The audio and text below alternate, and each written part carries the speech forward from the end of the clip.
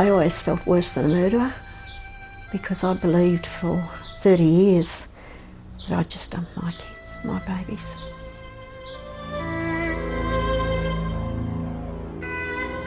I always knew he was stolen from me, all throughout the years. I was tied up to the side of the bed, and my face pushed into the mattress while they pushed my shoulder down. Imagine having your baby forcibly removed from you at birth. Well, that's what happened to around 300,000 women here in Australia. But after 50 years and a landmark move, they finally received an apology from the government for this national scandal. They took all our babies. How dare they?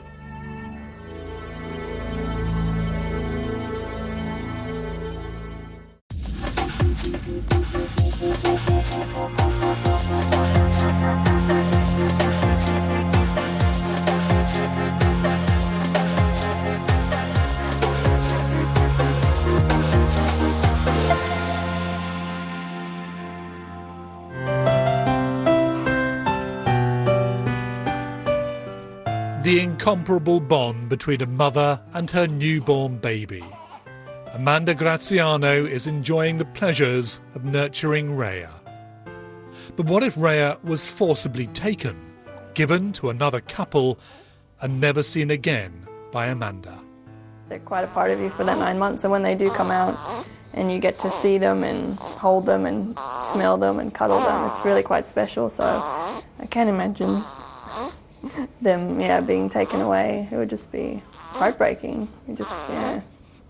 They're your child, so they shouldn't be taken away from you.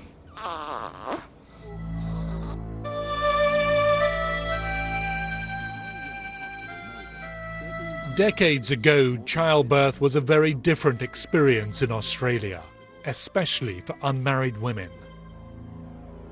What the cameras don't show was a secret world of coercion and law-breaking by hospitals against unwed women in a practice known as forced adoptions. When all her natural emotions conflict with pangs of doubt, loneliness, fear, guilt, and the practical problems confronting her. Monica Jones is one of hundreds of thousands of women who live through the nightmare of forced adoptions, losing a son and a daughter in adoption she never wanted and which have traumatised her ever since.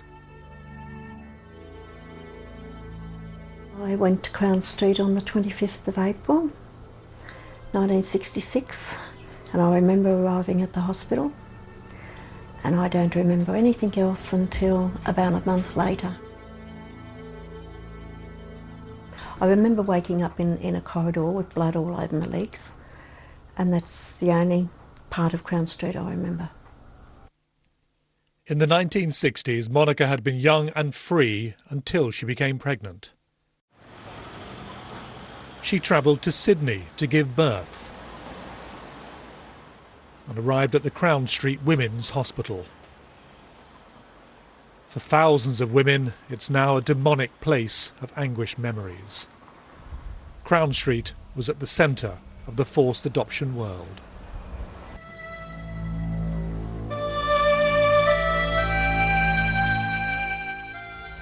I was punished because I had sex before I was married and got caught.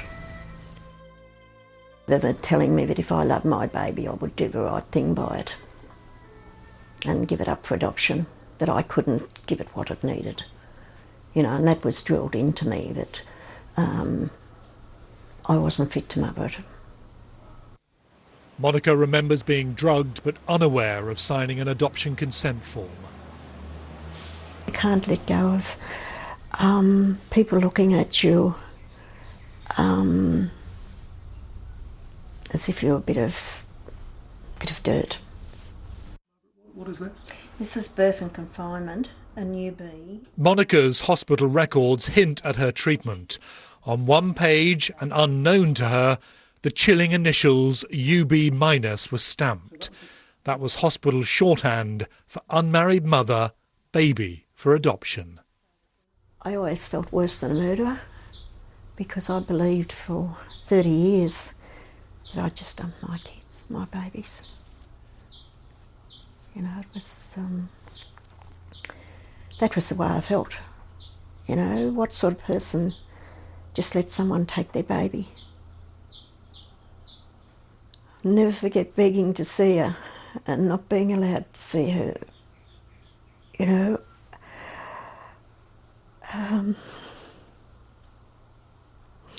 walking away from a hospital knowing your baby was still there and ringing them up and them never telling you how you could get her back. And, you know, what I found from the records, what they did to me. You know, it's just...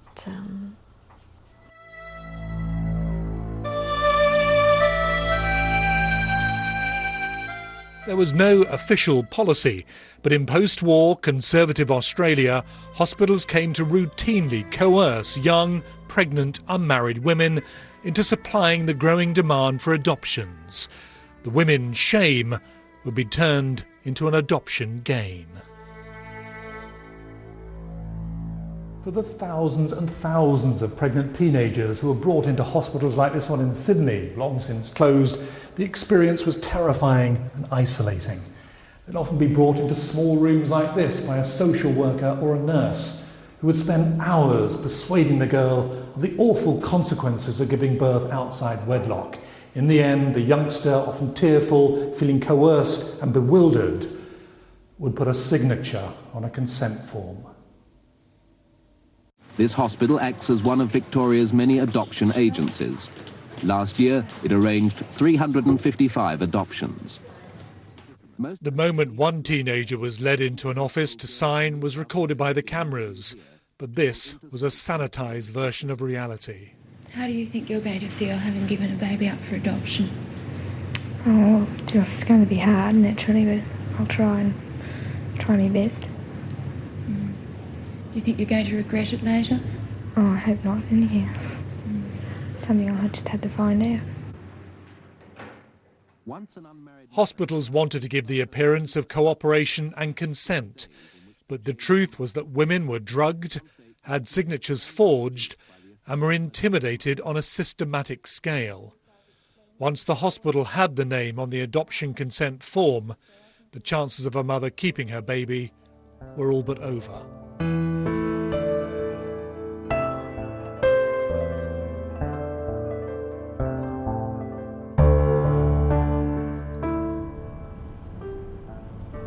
Maureen Melville was another pregnant teenager subject to unbearable pressure by her social worker. Her idea of it all was to wear me down, make me feel I was inadequate of being a mother. She had her agenda, and that was to get my baby from me. I looked over and I seen the nurse taking this crying baby out of the room. And of course I was sort of thinking, my baby, where's my baby? I'm sort of crying out for my baby, but nobody was listening. It was like as if I wasn't there. To them, I wasn't there. What they needed was done. They got what they wanted, sort of thing. And I just remember standing under the shower and I cried and cried. Because my body's telling me I just had a baby, but I had no baby. And this was all prearranged.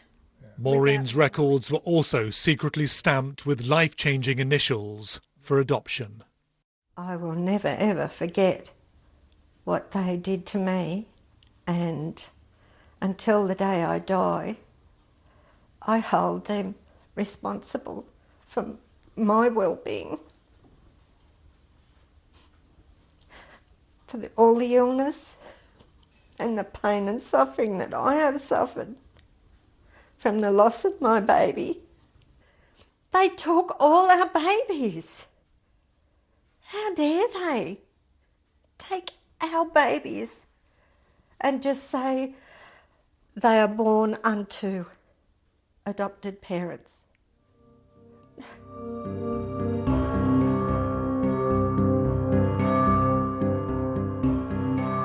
Social workers were the ones usually employed to intimidate the pregnant teenagers into signing. This woman was one of them. She doesn't want her face or name shown, but says every kind of coercion was applied. Well, the phrasing was along the lines of, you're being selfish if you keep your child, you're being selfish to yourself because you won't get a job, you won't get married, you won't, life will be harder. You're being selfish to the baby because it won't have as good a lifestyle. And you're also being selfish to these adoptive parents who can't have a baby of their own and who would really love their child, love this child. You're bringing shame on your family, embarrassment in your town, that sort of stuff. She says she's now remorseful and regrets what she did. But she says no one, no matter how distressed they were, was allowed to leave her office until they'd signed a consent form. They were just seen as a nuisance, troublemakers, time wasters. Just, sign your paperwork, have your baby and go. Let's get the system rolling. The decision to have the baby adopted is already made for her by parental persuasion. But it wasn't just social workers. Doctors, nurses and administrators systematically and illegally forced the teenagers to hand over their babies. These medical staff give glimpses of the hardened attitudes of the time. I do like to let the girl know, if she particularly wants to know, most of them do, the type of work the adopting father would do. And the two parties never meet? Never, no. Britain, in fact, they don't let a woman make up her mind until after 6 weeks. This nurse was also questioned about how adoption worked, especially when it came to young, unmarried women. Do you exert any pressure at all on the girls? Now, I know that you have a list of people waiting for babies, and in fact you are also the agency which deals with the adoptive parents. Yes. Don't you have pressure put upon you to actually persuade the girls to give up their children? Not really. I think of my staff, that if there is any bias, and I don't think there is a bias, but if there would be any bias, it would be in the opposite direction, because we're all young enough to be able to identify pretty much with the girl herself. Lily Arthur remembers it differently, recalling the cold-natured treatment by hospital staff. Nobody spoke to you. You were basically locked up in the ward, with other young girls or young mothers, and nobody came. They just came and shoved medication into your face, and that was it. And then just before I gave birth, I was tied up to the side of the bed, and my face pushed into the mattress while they pushed my shoulder down. And they delivered my son, took him straight out of the labour ward and hid him. Photo of it. No. Lily says her innocence was robbed not by pregnancy, but by the brutal removal of her newborn son. I think I was in a state of madness, thinking that this child was going to be waiting on a corner for me. I realised that he was gone forever. The shame wasn't with me. It was with the society that couldn't bring itself to look after young people like myself. That's where the shame belongs, not on women or young girls like myself.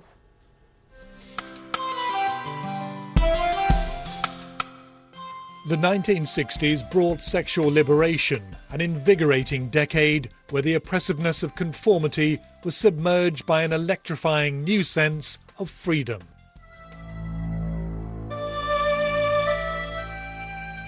At least for some.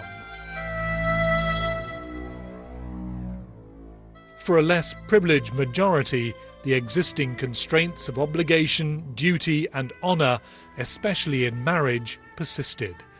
Pregnancy outside the structure of wedlock remained a suffocating taboo, enabling hospitals involved in adoption to exploit it without compassion. Forced adoptions for those like Lizzie Brew were part of the miserable world of teenage shame. When I looked back, I knew that I'd been deceived. I always knew that. I always knew my son was stolen, but I didn't know that I had these rights to stop it. I always knew he was stolen from me all throughout the years, so I carried that resentment with me. And I thought one day I'm going to find him and tell him what happened. Everyone betrayed you? Yes. Adoption is, surpasses losing a child through death. In their decision to give up a baby, many single mothers overlook the emotional reaction upon them. Psychiatrists believe single women often grieve for the loss of their babies, that some fall pregnant a second time to compensate for the loss.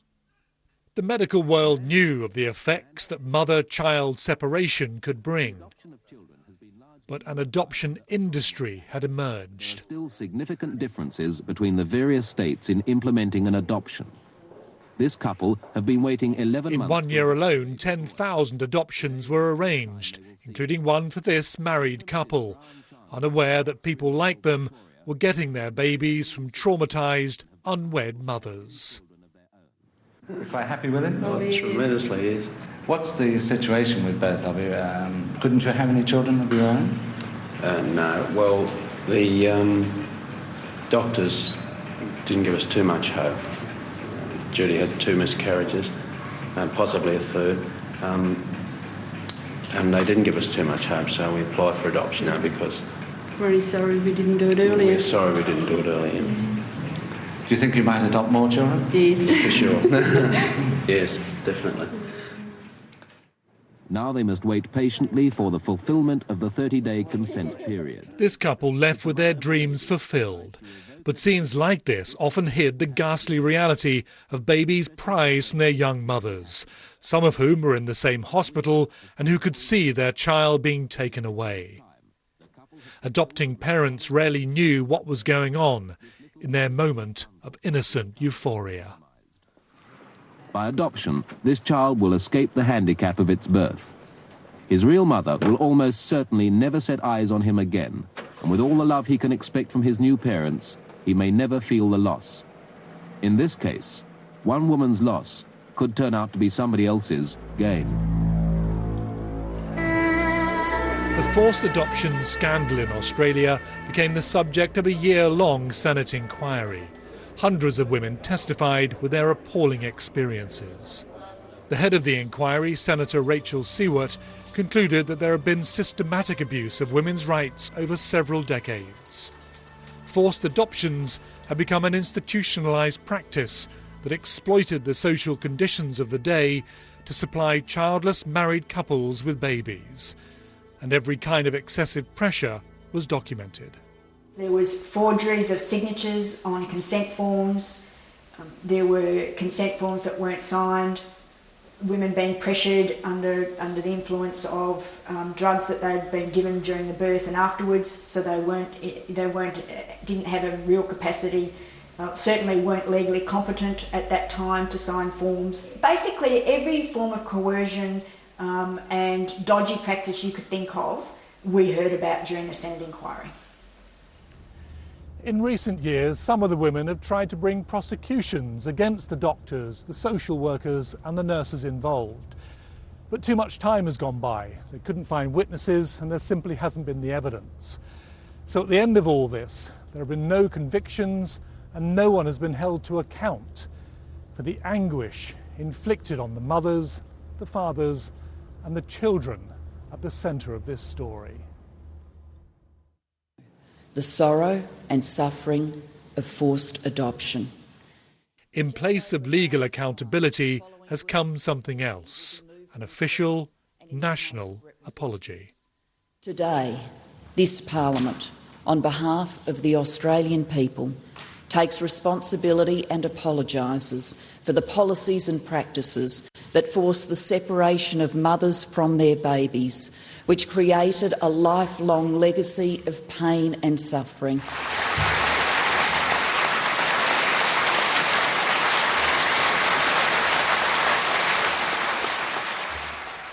The former Prime Minister said tens of thousands of women have been profoundly wronged. You were given false assurances. You were forced to endure the coercion and brutality of practices that were unethical, dishonest and in many cases illegal.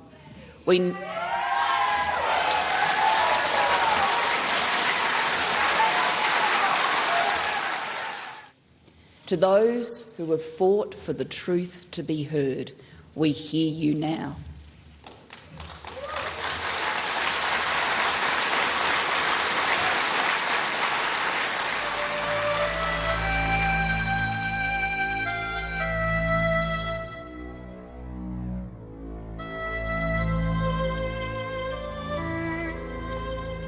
From all of this, there has come some respite from the horror of forced adoptions, at least for some.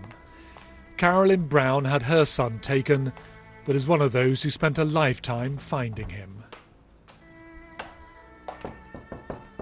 Now she and Mark have been reunited. Hey, here you go, huh? Here you go, sweetheart. How are you? I'll go put the kettle on, eh? Catching up on a lifetime of absences, experiences and losses hasn't been easy, and for both it's left an unyielding legacy of regret. I've grieved for the last 38 years. It's anger, it's regret. I've never regretted anything in my life except not fighting. That's the regret I have, is that I didn't fight. I gave up. And that's haunted me all my life. But no, that's the biggest regret I've ever had, that I've never fought. I didn't fight hard enough. For Mark, meeting his real mother has brought joy, but also unerasable confusion. And I find today, people ask me, oh, how does it feel? I'm still screwed. Like, in my mind, I'm like,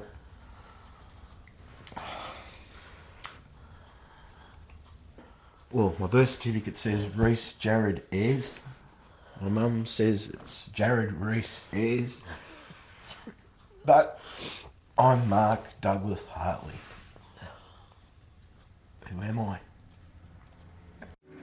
Where are the simple joys of May? Eventually, by the 1970s, laws, culture and attitudes evolved. Single mothers were granted financial rights, giving them greater independence. Grand-scale adoptions dwindled as IVF became more of an option.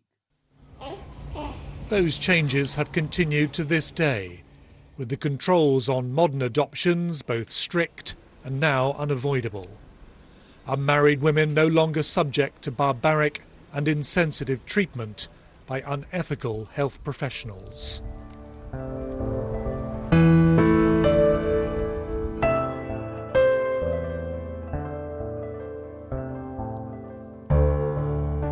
For those whose youth and childbearing years coincided with the cruel decades of forced adoptions, the memories remain searingly enduring. Many went on to have other families in and out of wedlock. But for generations of women, finally getting an apology brings only limited relief in a lifetime spent recoiling from a penetrating sense of injustice and the loss of their child. I will probably find some satisfaction in it.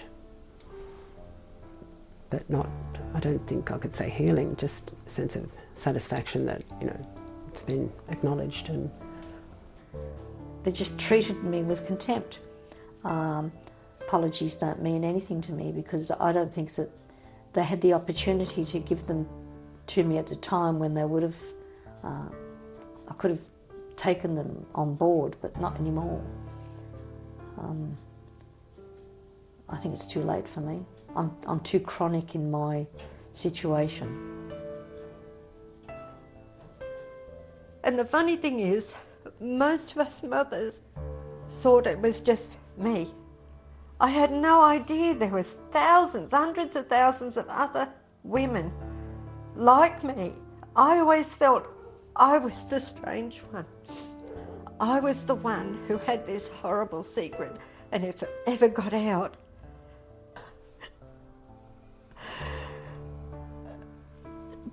I could have been a good mother to them. You know, I've been a good mother to the 2 children I raised. I could have been a good mother to the 2 that I lost.